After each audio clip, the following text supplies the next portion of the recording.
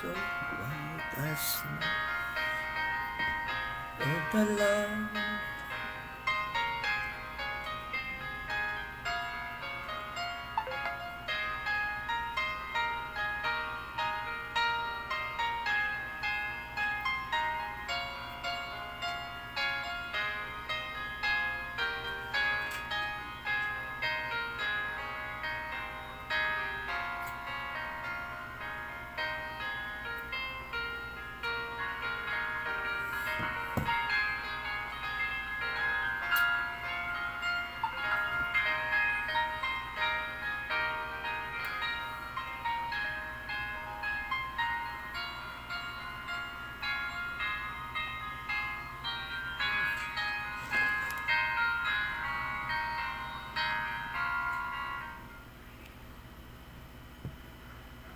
Tapos na.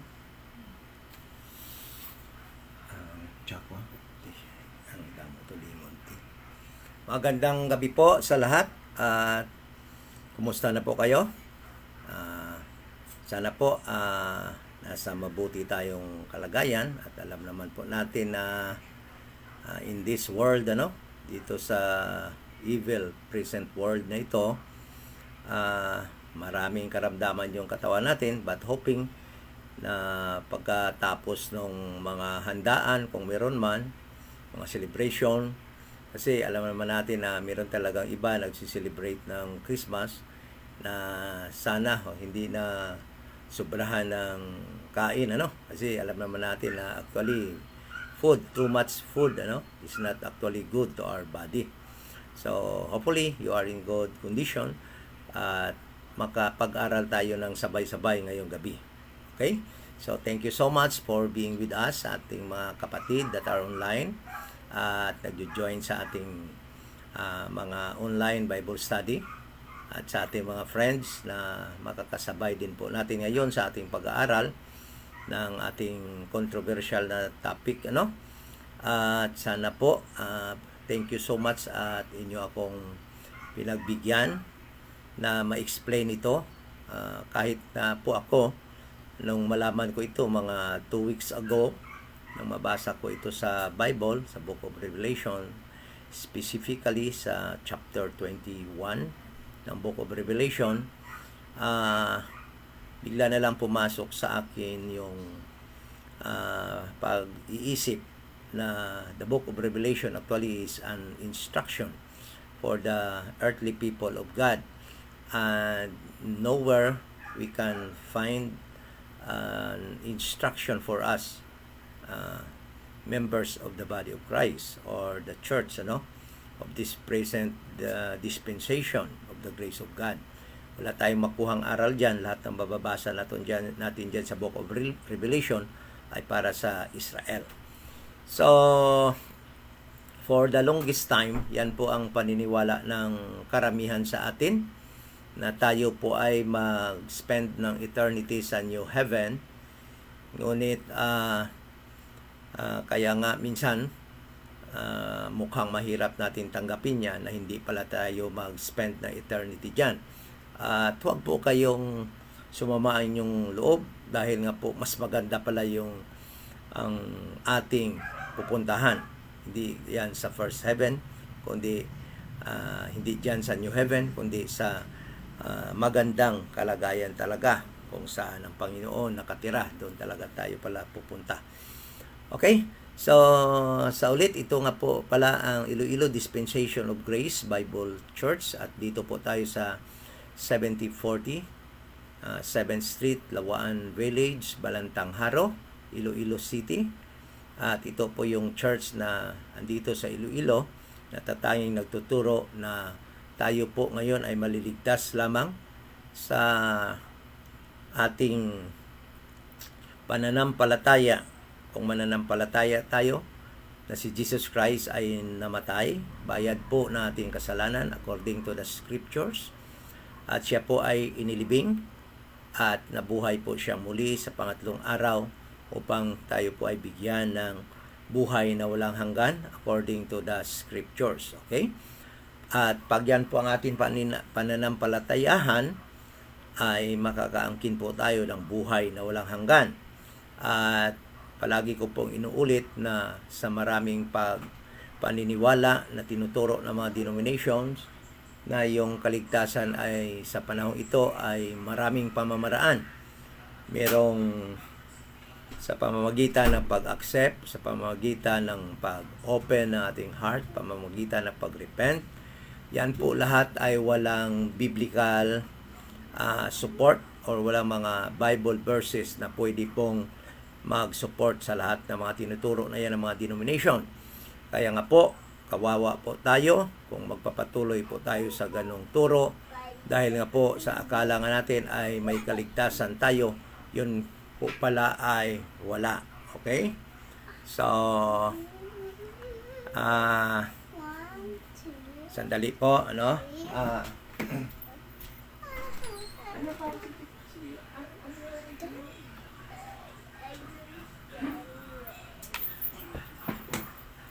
So, yan po, ano? Pasensya po, medyo may itinayo lang po ako. At sa muli, salamat sa inyo at sa ating mga kaibigan nandiyan at sa mga iba pang makakapanood ng video na ito. At yan nga po ang pag-aaralan natin ngayon tungkol po sa ang title po Shocking Truth. At talagang maraming nagme-message sa akin ano na ba daw ang nangyari sa akin, nagbago na daw ba ako ng stand, at marami ang talagang na-shock dahil dyan, ano.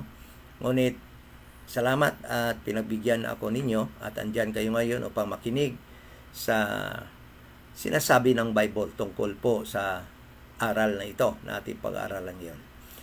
The church, shocking truth, the church, the body of Christ will not spend eternity in the heaven, in the new heaven, okay? In the new heaven po ang dapat nakalagay dyan sa title natin. Babaguhin ko lang yan mamaya. Medyo mali po ang pagkasulat, ano, kulang ng new heaven. So,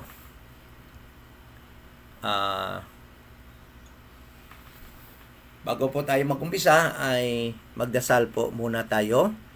Ama na banal, nagpapasalamat po kami sa isa namang opportunity at truth na iyong na-reveal sa amin sa pamamagitan ng iyong preserved word, King James Bible, na iyong mga salita na iyong na-preserve upang malaman po namin ngayon, mabasa namin, mapag-aralan po namin yung mga instruction mo para sa Israel sa ages to come at nung mga instruction mo sa Israel nung time past at lalo na po yung mga instruction mo para sa amin ngayon ng mga Gentiles sa lahat ng race ng tao in this dispensation of the grace of God. At salamat po sa muli sa aming mga kapatid nandiyan nakisasabay sa aming pag-aaral. Higit sa lahat, salamat sa iyo sa banal na Espiritu at sa kay Jesus sa yung only Son, Jesus Christ, na siyang nagligtas po sa amin, nagbigay ng kanyang buhay at tiniis lahat ng hirap doon sa cross sa Kalbaryo upang kami na makasalanan ay mabigyan ng righteousness sa pamamagitan ng imputed na righteousness galing sa Kanya. At sa aming pag-aaral ngayon ay pinaubaya po namin sa inyo. Sana po gabayan niyo po kami at maintindihan po namin yung mga talata ng yung Bible namin pong pag-aaralan. Lalo na po dito sa yung instruction para sa Israel sa Revelation chapter 21 about sa new heaven and new earth po na yung ibibigay para sa Israel. We pray and thank you so much in Jesus' name. Amen. So, bago po tayo mag-start sa ating pag-aaral ngayon, sisikapin ko po hindi ito tatagal masyado. At ito pong pag-aaral na ito, napakadali maintindihan po ito pag tayo ay nagra-rightly divide ng salita ng Panginoon. As instructed diyan sa 2 Timothy 2:15, that as we study the Bible, ay dapat nating i-rightly divide. Ibig sabihin nun, i-divide natin yung Bible, yung para sa Israel in time past, at para naman sa Israel sa future, Hebrews to Revelation, time past, Genesis up to Acts chapter Acts chapter 8. At para naman sa atin ngayon sa dispensation of the grace of God ay Romans to Philemon. At alam naman po natin na yung Acts chapter 9 hanggang po sa Acts chapter 28 ay transitional book po yan. At wala po tayong instruction or aral na dapat i-apply natin dyan, galing dyan sa Acts 9 up to 28. At pag na-rightly divide po natin ang salita ng Panginoon, kayong mga nagra-rightly divide, kasama ko, alam po natin at napakadali pong maintindihan ang Bible. Okay? At alam po natin na sa ngayon, andito tayo sa dispensation of the grace of God. At wala po tayo sa time pass na kung saan ang Israel lamang dinidil ng Panginoon. At ngayon sa panahon na ito, dinidil ng Panginoon lahat ng rasa ng tao, mapa-Hudiyo ka man o Gentiles. At sa future, sa coming future, after the rapture, alam naman po natin na yung Hebrews to Revelation ay information or instruction na naman ng Panginoon para sa kanyang earthly people, sa kanyang covenanted people, the Jewish people, the nation Israel. At alam naman po natin at sa pag-aral po natin na ito, dapat mag-agree po na tayo na meron pong tatlong heavens na ginawa yung Panginoon. At yung third heaven po na minimension sa Bible, yan po ang lugar kung saan pinuntahan ni Apostol Paul nung siya po ay dinala doon ni Jesus Christ na nakarecord diyan sa 2 Corinthians chapter 12 verse 1 to 4.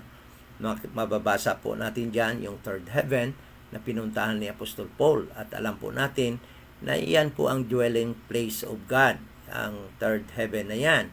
At alam din naman natin po na gumawa din po ang Panginoon ng second heaven at yan po ang nakarecord yan sa Genesis chapter 1 verse 7 to 8. Yan po ang tinatawag na second heaven or yung firmament na nagdi-divide po ng waters above the firmament at ang water under the firmament. Yan po ang second heaven. At makikita naman po natin na meron din pong first heaven. At yan pong first heaven ay mababasa natin dyan sa Genesis chapter 1 verse 14 to 18. At yan pong first heaven na yan po ang kinalalagyan ng sun, moon, stars, at saka yung nililiparan po ng ating airplane at nililiparan po ng ating mga birds. Yan po ang tinatawag na atmospheric heaven. Yan po ang first heaven. Ang second heaven, yan yung firmament. At yung third heaven, yun po yung dwelling place of God. So, dapat mag-agree po tayo dyan. At alam nyo po na andyan talaga yan sa Bible. Na mayroong first heaven, mayroong second heaven, at mayroong third heaven. Okay? At dapat din po tayo mag-agree na ang Book of Revelation po is ay instruction only para sa Israel. At tayo po mga members of the body of Christ, the church of this dispensation of the grace of God, ay wala po tayong aral or instruction or doctrine na para po sa atin. Kaya nga po, ang mababasa po natin sa Book of Revelation ay para po yan sa earthly people of God, the nation of Israel, the seed of Abraham, the physical seed of Abraham, the biological seed of Abraham, Isaac and Jacob at yung kanyang 12 anak, 12 sons, na yun po yung tinagurian o yan po yung nagko-compose ng 12 tribes of Israel. Kaya tinawag sila na Nation of Israel. Composed po yan ng 12 sons of Jacob. At si Jacob po, alam naman natin na pinalitan ng Panginoon ang kanyang pangalan at ginawa po siyang Israel ang kanyang pangalan. Okay? So, pag nag-agree na po tayo dyan, napakadali po natin maintindihan ang ating pag-aaral ngayon. So, the Book of Revelation is instruction of God to the Jewish people, the nation Israel. At sa Revelation chapter 21, ay binigyan po ng Panginoon ng glimpse or overview ang kanyang covenanted people, the nation Israel. Binigyan po ng Panginoon ng overview sa kanyang kingdom, sa kanyang eternal kingdom after ng kanyang 1,000 years reign po dito sa lupa, dito sa earth. At alam naman po natin na after 1,000 years reign of Jesus Christ, the white throne judgment, no? The white throne judgment ay mangyayari, and after the white throne judgment, the lake of fire will appear. Then all the unsaved people from Adam until 1,000 years reign of Jesus Christ will be cast, including the hell, will be cast into the lake of fire. Okay, mababasa po natin yan dito sa Revelation chapter 20 verse 11, verse 10, no? Hanggang 15, no? Hanggang 15 na yung white throne judgment mangyayari. Din alam naman natin na after white throne judgment, after the casting of the unsaved people into the lake of fire, there will be new heaven and new earth.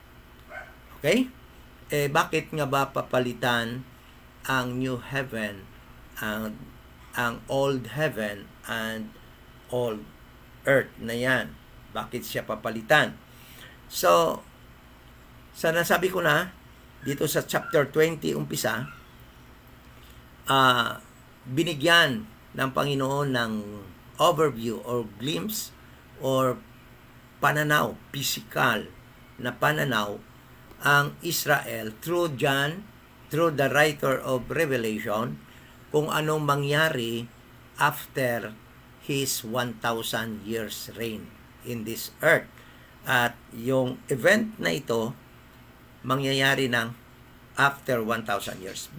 Babasahin ko po, mag-uumpisa ko po ako dito sa verse 10. Okay? Sabi niya dito, and the devil that deceived them was cast into the lake of fire. So, walang kinalaman dito ang church, the body of Christ, kundi overview ito or binibigyan ng kaalaman, ng pananaw, ng Panginoon yung kanyang covenanted people, Israel, nang mangyayari ng kanyang pagtatapos ng kanyang 1,000 years reign dito sa lupa. Kaya sabi niya dito, umpisa na lang natin sa verse 7. Basahin ko liwat ha. Ulit sa verse 7. And when the 1,000 years are expired, Satan shall be loosed out of prison and shall go out to deceive the nations which are in the four quarters of the earth, Gog and Magog, to gather them together to battle, the number of whom is as the sand of the sea. So after the 1,000 years reign of Jesus Christ, Satan will be loosened, no? Or pakawalan siya galing po sa bottomless pit, at siya po ay maglinlang ulit ng mga tao at lead ng revolt, no? Revolt against Jesus Christ, at magkukumbinsi ng napakaraming tao, at sila po ay mag-aatake doon sa Jerusalem, the holy city. Kasi doon po sa Jerusalem ang capital, or doon si Jesus Christ nagre-reign as King of Kings and Lord of Lords. Verse 9, and they went up on the breadth of the earth and compassed the camp of the saints about and the beloved city, and fire came down from God out of heaven and devoured them. So this final rebellion of Satan, na sinatawag din na Gog and Magog, I will not take long. Hindi tatagal, because God Himself will send fire from heaven. Then the fire will devour Satan and his minions, ang mga kasama niyang mga tao na magre-rebuildi ulit, no, after 1,000 years. Then, after that, sabi dito sa verse 10, and the devil that deceived them was cast into the lake of fire and brimstone, where the beast and the false prophet are, and shall be tormented day and night, forever and ever. Okay?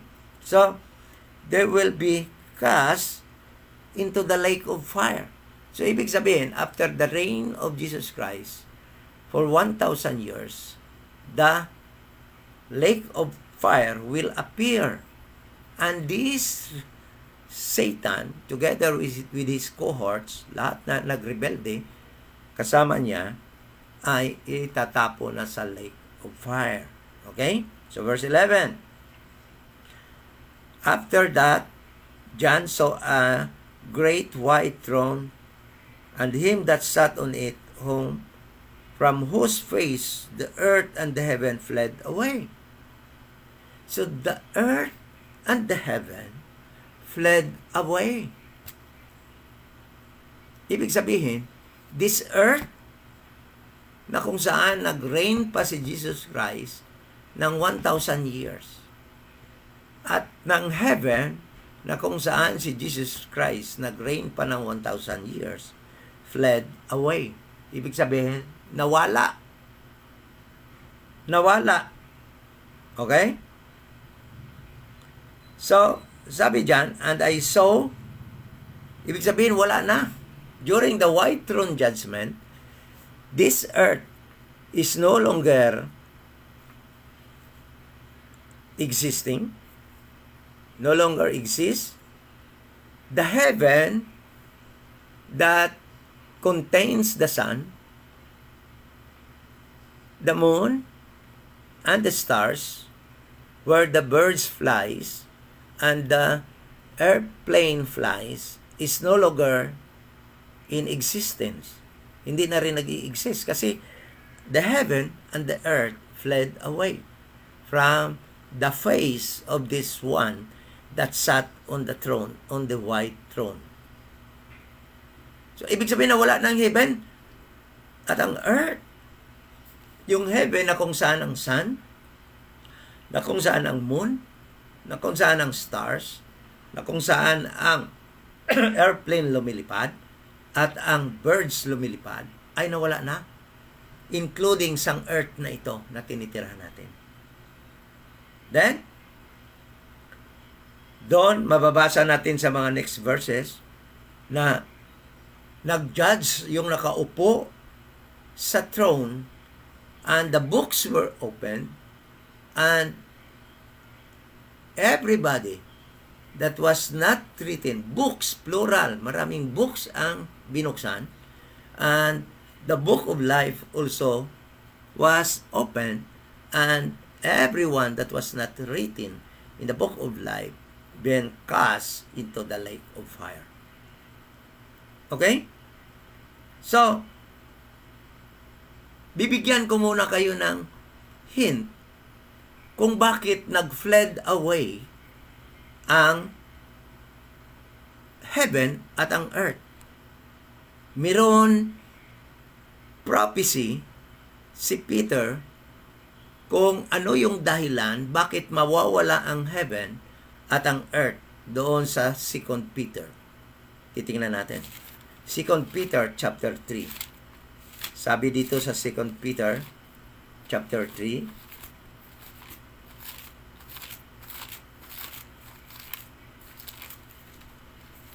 sabi dito, 2 Peter chapter 3,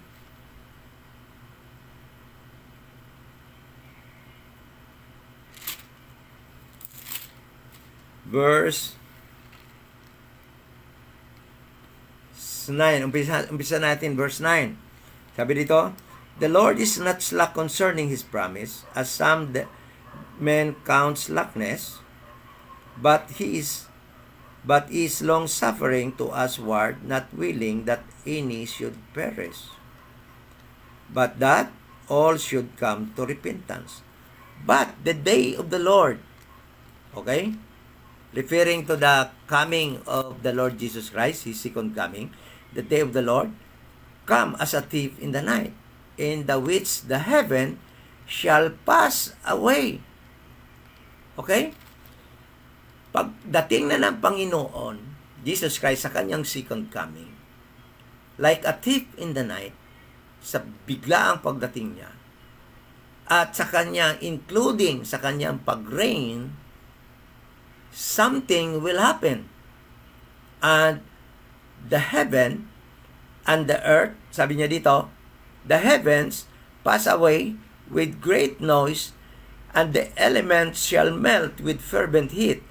The earth also, and the works that are therein shall be burned up. So, the heaven and the earth shall be burned up, and that will happen by the time of Christ's return. And tandaan natin yung Christ's return is yung pag-touchdown niya, mag-reign siya, that includes sa kanyang 1,000 years reign. That includes sa kanyang pag-return. Sa kanyang 1,000 years reign. Okay?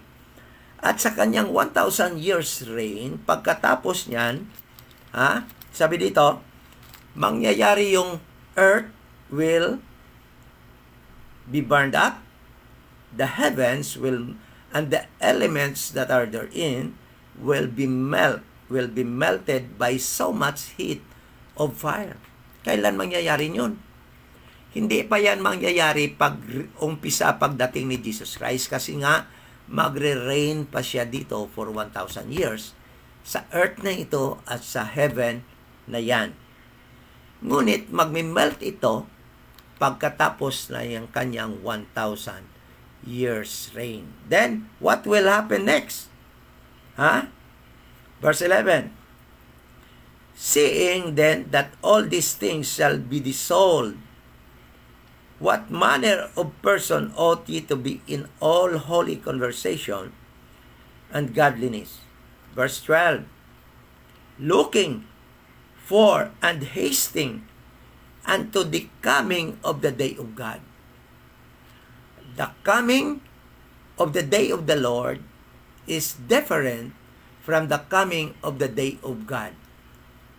The coming of the day of the Lord refers to the second coming of Jesus Christ, but the coming of the day of God refers to the eternal, to the dispensation of the fullness of time, na yung God na mismo ang maghahari, the triune God, the God, the Father, the God, the Son, and the God, the Holy Spirit. That is the day of God. Okay? And that will happen after the 1,000 years reign of Christ. When this earth will be one and will be turned over by Christ to God. Okay? That is the day of God. But before that, mangyayari, magmi-melt muna yung earth at saka yung heaven na ito. Kaya nga, sabi doon, pagdating ng white throne judgment ni Christ, itong heaven and earth na ito is no longer existence or no longer exists. Bakit? Sa final rebellion ni Satan, this earth will melt because of so much heat that will come down from heaven na ihuhulog ng Panginoon upang magtunaw sang earth na ito at sang heaven na yan na nag-i-exist ngayon. Okay? So, kaya nga sa verse 21, no? Pag white throne judgment, the heaven and the earth na ito, old heaven na ito at earth ay no longer existing. Then, sabi dito sa chapter 21, pagkatapos ng white throne judgment. Ito na yung day of God, the coming day of God na na-mention dito sa 2 Peter chapter 3 verse 12. Ito na yon. Ito din yung tinatawag na dispensation of the fullness of time sa Ephesians chapter 1 verse 10. Ang sabi dito, and I saw new heaven and new earth, for the first heaven and the first earth were passed away, and there was no more sea. Ano daw yung nag-pass away? Yung first earth. Ilan ba yung earth na ginawa ng Panginoon? First, isa lang yung earth niya na ginawa. Ito yung earth lang na ginawa. Wala ng iba. Wala ng second earth. Wala ng first earth. Ngunit yung heaven, merong ginawang first heaven, second heaven, and third heaven. So ano daw yung nawala? Yung first heaven is, and I saw new heaven and new earth, for the first heaven and the first earth were passed away. So yung nag-pass away is the first earth. So yun yung pinalitan, ang first earth, at saka yung first heaven. Yung first heaven na kung saan yung sun, yung moon, yung birds lumilipad, ang airplane lumilipad. Yan yung pinalitan. Kasi singular lang, first heaven. Yun yung pinalitan. At saka itong heaven na ito yung nagko-complement sa earth. Dito lang gagaling yung sun, yung moon na nag-iilaw sa earth. Okay? So sabi ni John, yung earth daw, yung new earth, wala ng dagat. Wala ng water. Isaan pumunta yung water? No? Remember? No? Na yung first earth, wala na. Yun yung may water. But yung new earth na ibibigay ng Panginoon para sa Israel, wala ng water. Then, sabi pa niya dyan, this new heaven, sabi niya, ando doon din yung New Jerusalem. Ito na yung eternity. Ito na yung earth for eternity. Ito din yung new heaven na mag-go na to eternity. Kasi nga, tapos na yung 1,000 years reign ni Christ. Itong new heaven na ito na yung papasok sa eternity. At ito yung earth na ito na rin yung papasok sa eternity. Remember na ang chapter 21 is after the 1,000 years reign of Christ. Ito na yung eternity. So bakit yung new heaven pala na na-mention dito is the first heaven, is the replacement of the first heaven sa tatlong heavens na ginawa ng Panginoon. Ibig sabihin, yung second heaven, hindi papalitan. Yung third heaven, hindi papalitan. As is yun, walang nabago doon. Kasi dwelling place ng God yun, walang nabago doon. Hindi papalitan yun. Kundi yung papalitan ay ang first heaven na ginawa ng Panginoon, at doon niya nilagay ang sun, moon, and stars to light up the earth. O tingnan mo, dito sa new earth, new heaven na ito, wala nang, di na kailangan yung araw. Tingnan mo Chapter 21, Revelation chapter 21, verse 22. And I saw no temple therein, for the Lord God Almighty and the Lamb are the temple of it. So sa new heaven at new earth na ito, sa new earth, wala ng temple, wala na yung temple. At alam naman natin na sa pag-reign ni Christ for 1,000 years, merong temple doon sa Jerusalem.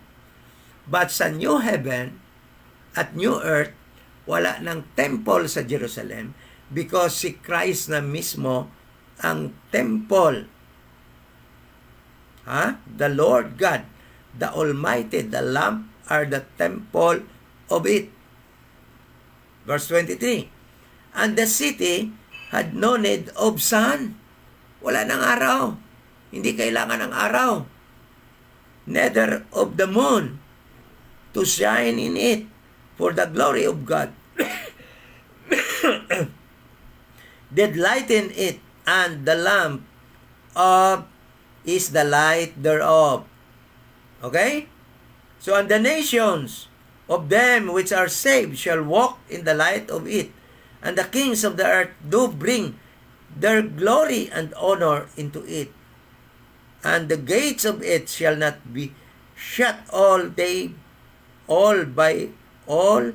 day, for there shall be no night there.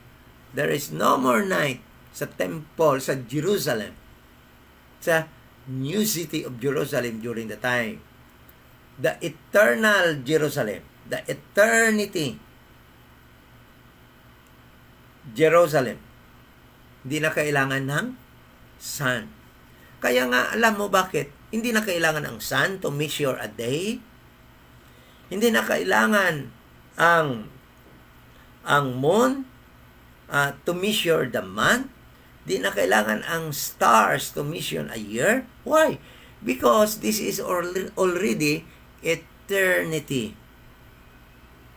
Eternity na kasi ito eh. So, alam niyo pala natin na ang earth, new heaven pala, ay ang new heaven na ito na na-mention sa Revelation was promised by God to Israel. Hindi pala sa body ni Christ. No? Kasi ito new heaven na to is the replacement only of the first heaven where birds, airplanes, sun, moon, and stars located. Ito yung tinatawag na first heaven. At yan lang yung pinalitan. And definitely, we, members of the body of Christ, hindi tayo titira dyan for eternity. No? Kasi ang heaven na ito, ginawa lang ng Panginoon, ang first heaven na ito, upang lagyan niya ng sun, moon, and stars to light the earth, to give light unto the earth, and to measure the seasons, the summer, winter, spring, and fall, and to measure the day, and to measure the month. That was the very purpose of this first heaven, why God created this first heaven. And we know that the purpose of God of the second heaven, the firmament that He made in Genesis chapter 1 verse 7 to 8, is to separate the waters above the firmament and the waters below the firmament. And we know that the third heaven is the eternal dwelling place of God. And that third heaven will never change or will never be replaced because the God that lives there is the eternal God. Okay? So magtatanong kayo, bakit may promise ba sa Old Testament, sa old books, na i-promise pala yung new heaven para sa Israel? Yes. Balik tayo doon sa 2 Peter chapter 3. Sabi dito, 2 Peter chapter 3 verse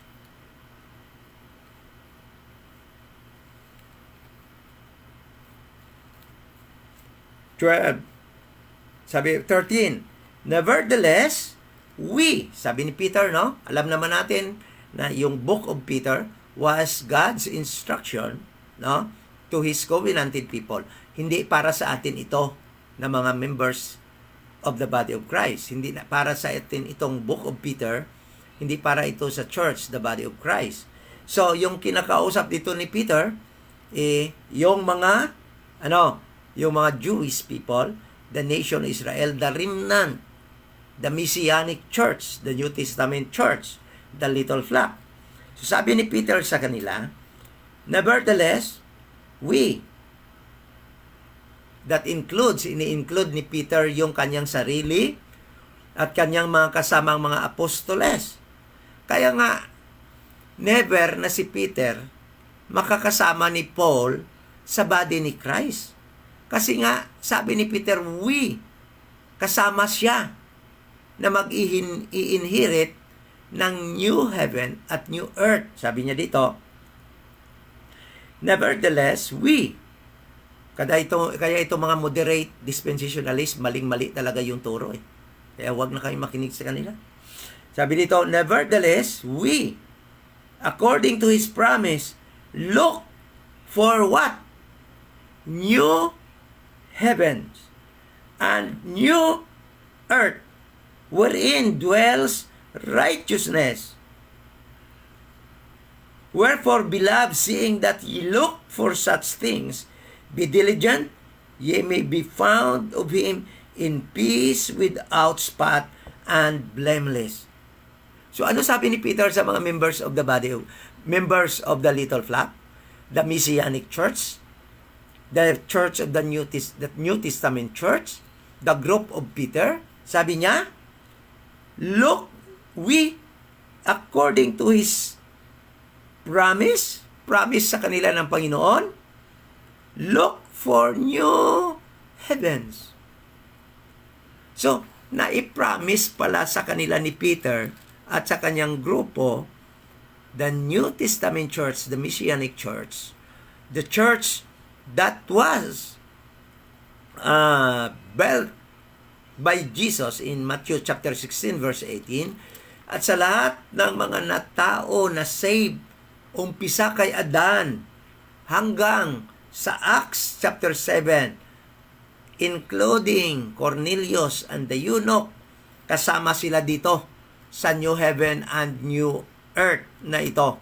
At naipromise pala ito sa kanila, sa lahat ng maliligtas na para sa earthly people ng ating Panginoon, na napasama doon sa Israel, including sa mga Gentiles na napasama sa Israel. Sabi ni Peter, may promise sa atin ang Panginoon. New heaven and new earth. Yan ang ating tinitingnan. Yan ang ating tinatanaw na darating at ibibigay sa atin.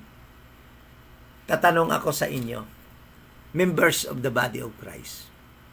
Find a verse na may promise sa atin, members of the body of Christ, na may promise sa atin na new heaven. Meron ba kayo yung makitang verse? From Romans to Philemon, please find from the King James Bible 16:11 up to 69:79.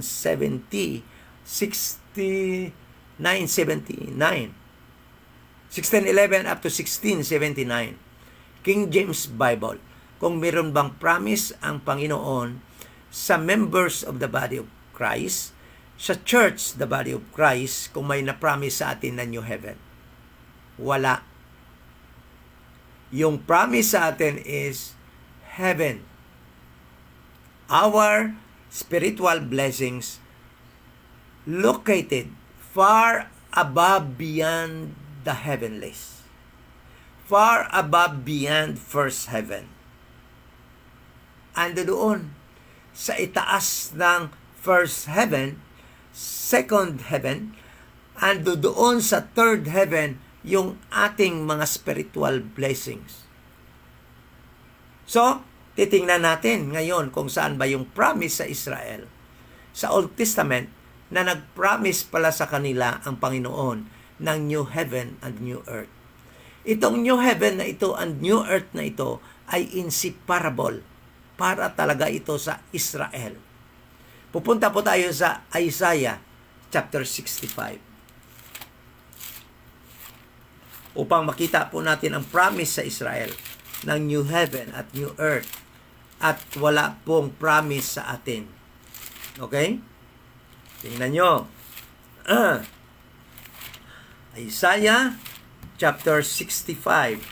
The promise of God to Israel that He will give them new heaven and new earth. Tingnan nyo. Isaiah chapter 65 verse 17. Sabi dito, for behold, I create new heavens and a new earth, and the former shall not be remembered, nor come into mind. So, God hath promised new heaven and new earth unto Israel. Never we read from the King James Bible, 1611, that God hath promised new heaven and new earth to the body of Christ. But He promised new heaven and new earth to the Israel, His covenanted people, the seed, the biological seed of Abraham, Isaac, and Jacob. So, 66. Chapter 66, verse 22. Isaiah 66, verse 22. For as the new heavens and the new earth which I will make, gagawa ang Panginoon ng new heavens and new earth. Ha? Sabi niya dito, shall remain before me, saith the Lord, so shall your seed and your name remain.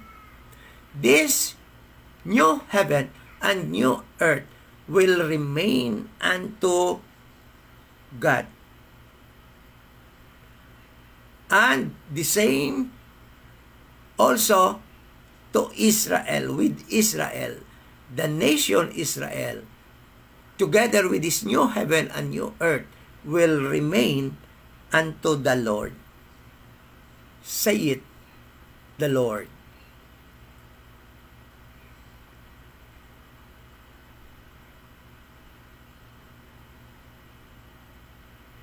So shall your seed. Sabi niya, so shall your seed and your name remain. Because this earth, this new earth and new heaven, is for Israel in eternity. In eternity. After the 1,000 years reign of Christ. During the dispensation of the fullness of time. Of times. Israel will live in this new earth and new heaven for eternity. Listen, for the longest time, yan ang paniniwala natin na tayo ay titira sa new heaven. But, brothers and sisters, we have a much better place. We have third heaven for our eternity. Alam niyo ba yon? Hindi tayo titira sa first heaven where sun, moon, stars, and the birds flies, and the airplanes flies. We will live after the rapture. We will be brought by Christ unto the third heaven. There we will receive our rewards. There we will receive our function, being a citizen of the third heaven, where Jesus Christ will reign as our head. Doon natin tatanggapin yung mga rewards natin. Doon natin tatanggapin yung ating mga function, yung ating mga crowns na ibibigay sa atin. Doon sa third heaven. Bakit third heaven? Kasi yung isang katunayan na doon tayo dadalhin sa third heaven. Dahil, saan ba dinala si Paul? Yung ating apostol na first member of the church, the body of Christ, when he was caught up by Christ unto heaven, where Christ brought Paul during the time? In the third heaven. It is very safe to say that we also, members of the body of Christ, will be brought unto that place, the third heaven, because our apostle Paul was given by Jesus Christ a glimpse of the beauty, of the glory of the third heaven where he will live forever. And being members of the body of Christ, like Paul, I do believe, because of those information that were written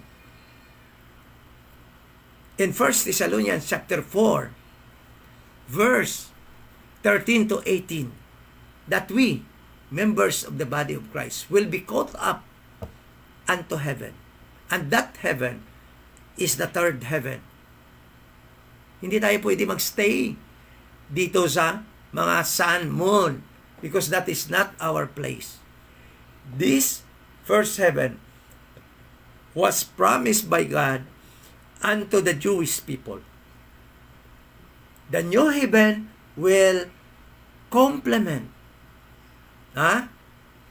the function of the new earth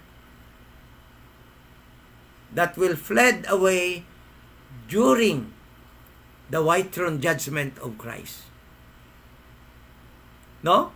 Alam nyo, habang nababasa ko ito, pinag-aral ko, natutuwa ko at tumutulo yung luha ko. Bakit? Napakaganda pala ng location kung saan tayo dadalhin. Kasi ang akala natin noon, naniniwala lang tayo na tayo ay para sa, ang first heaven para sa atin. Nakalimutan natin na yung first heaven ay yun pala yung lugar kung saan yung sun, moon, stars ay doon nilagay ng Panginoon. Nakalimutan natin na hindi pala tayo dyan ilalagay dahil yung first heaven na yan ay papalitan pala ng Panginoon.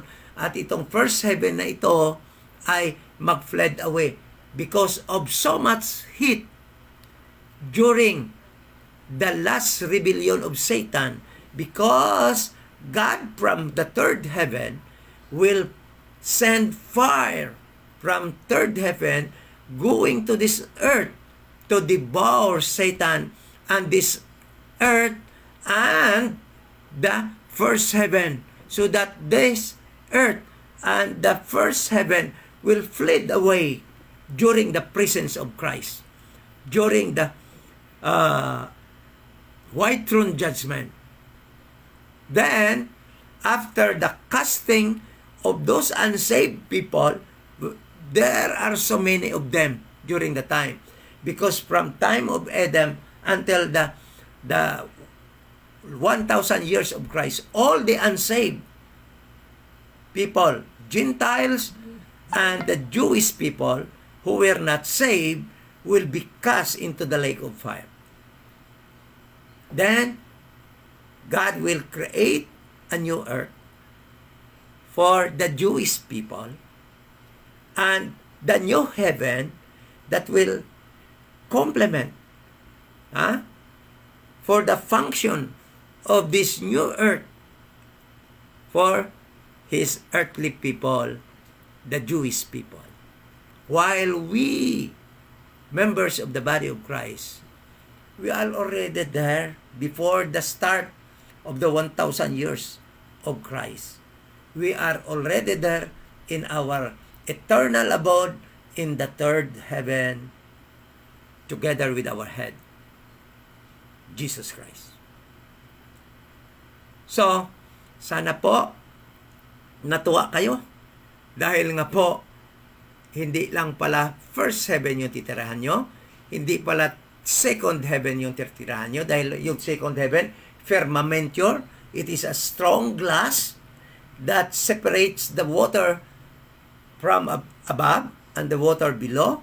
Then the third heaven, it is the most beautiful place where God dwells right now. And that is our eternal place kung saan tayo titira after this fullness of the Gentile, after God will caught us up to the third heaven. Napakaganda ng talaga naman. Ito yung Bible nyo, yung King James Bible nyo. Talagang napakaganda. Mahalin nyo yan. Huwag nyong, I encourage you to have one. I encourage you to have one King James Bible. Alam kong merong mga app ngayon. Merong mga app sa tawag dito. But iba talaga kung meron kang isang libro ng King James Bible. Kung kaya mo ng marami, mas maganda. No? Kasi magbasa mo talaga ng ng literal yung Bible. Napakaganda ng King James Bible nyo.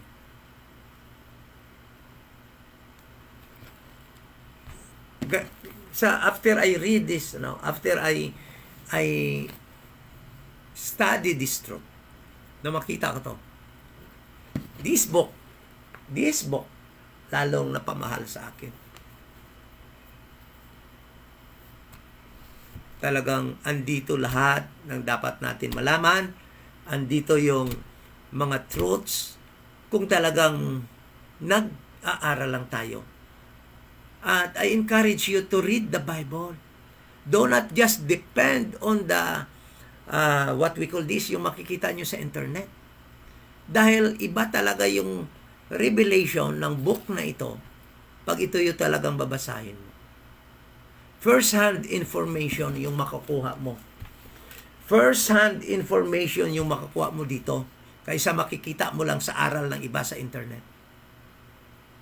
Napakaganda kung dito ka talaga makakuha ng aral mo. Ha? Kung alam mo na mag-rightly divide, study this book personally. Do not just depend on what you will see from the internet, from the apps, from Google, or from other website of those who rightly divide. No? O sa lahat man na nag-aaral ng Bible na nilalagay dyan sa internet. Napakaganda, napakasarap, joyful mo. Pag nagbasa ka nito, then this book will reveal unto you something through your personal study. Okay? So, sana po ay nakita po natin ang katotohanan dyan. Sana pag-aralan na natin at nakorek po tayo. For the longest time, naniniwala po tayo na sa New Heaven, atin yung New Heaven. Tandaan po natin, yung Book of Revelation has nothing to do with us. Wala tayo ni isang aral, doktrina na para sa atin doon. Kaya, saan natin mababasa yung New Heaven? Doon lamang sa Book of Revelation.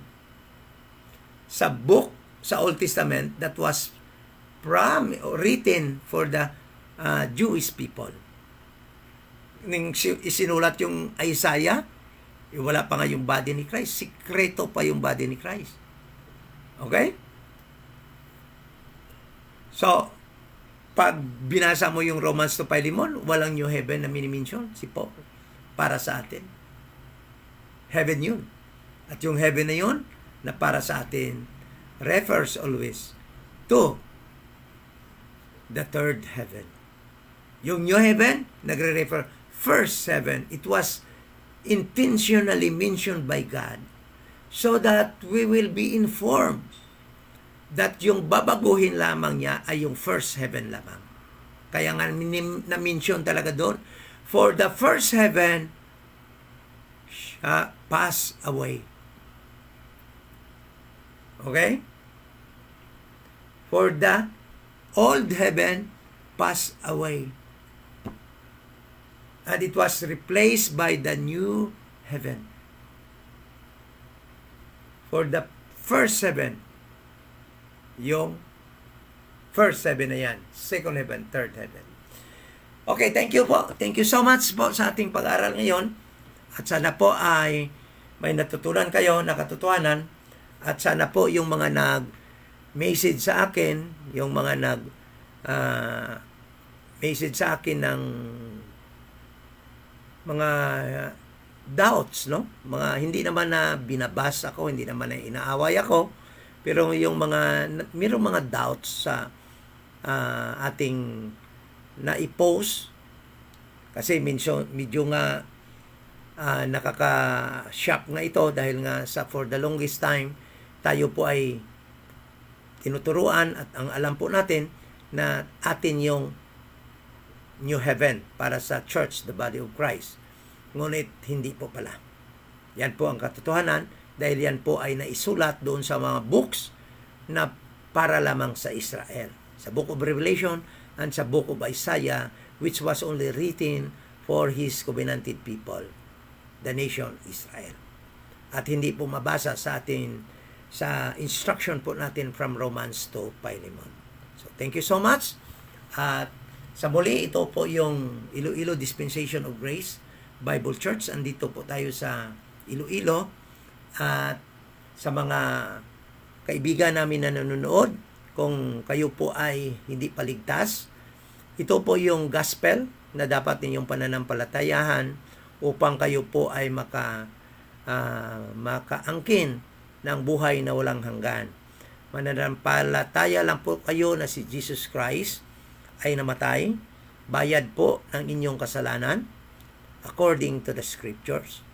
At siya po ay inilibing at nabuhay muli sa pangatlong araw according to the scriptures. Yan po ang gospel na makakaligtas po ng ating kaluluwa sa panahong ito ng dispensation of the grace of God. Okay? So, salamat po sa mga verses na yan. Sigurado po yan, tama po yan. Sa Philippians chapter na yan, na yung conversation natin, yung ating tirahan, yung ating citizenship is in heaven.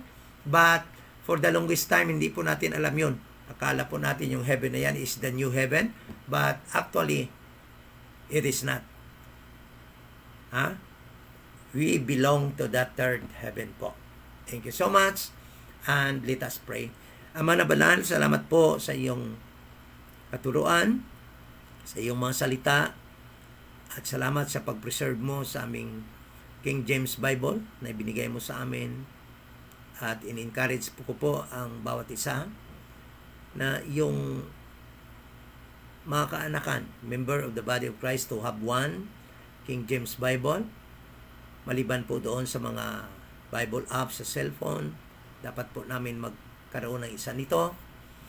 At salamat po sa pag-aaral namin ngayon, katotohanan na kami po pala, ang amin pong destination talaga ay third heaven, at yung new heaven pala na iyong ibibigay, iyong gagawin ay para sa Israel.